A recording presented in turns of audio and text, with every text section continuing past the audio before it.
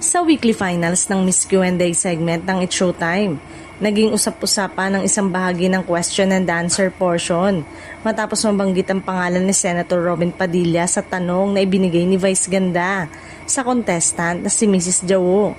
Agad itong nakatawag ng pansin sa mga manonood at netizen dahil sa timing ng pagbanggit sa pangalan ng senador. Ang tanong ni Vice Ganda ay, kung ikaw, si Batman, kakampihan mo ba si Robin kapag nag-away sila ni Darna? Bago pa man ang makasagot ang contestant, nagbigay na agad ang host ng disclaimer na ang anumang pananaw ng kalahok ay hindi sumasalamin sa opinyon ng programa ng host, ng management at ng kumpanya. Sa pagsisimula ng kanyang sagot, nabanggit ni Mrs. Jawo ang pangalan ni Robin Padilla, dahilan upang agad siyang itama ni Vice Ganda.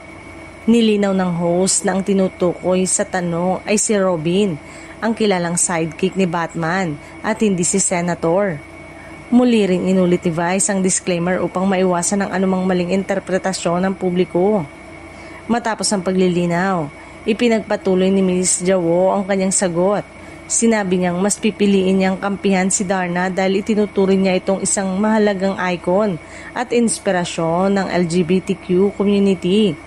Tinanggap naman ng audience ang kanyang paliwanag at nagtapos ng maayos ang naturang bahagi ng kompetisyon.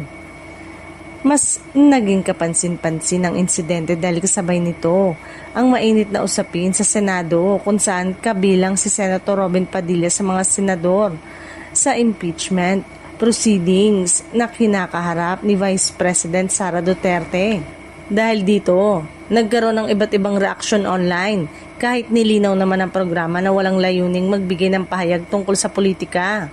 Samantala, naalala rin ng ilang netizen ang naging naunang balita tungkol sa palitan ng pahayag ni Angel Locsin at Senator Robin Padilla, kaya lalong naging sentro ng diskusyon ang naturang eksena sa It's Showtime. Sa kabila nito, naging maingat ang programa sa pagbibigay ng mga disclaimer upang mapanatili ang pagiging patas at maiwasan ang anumang hindi pagkakaunawaan.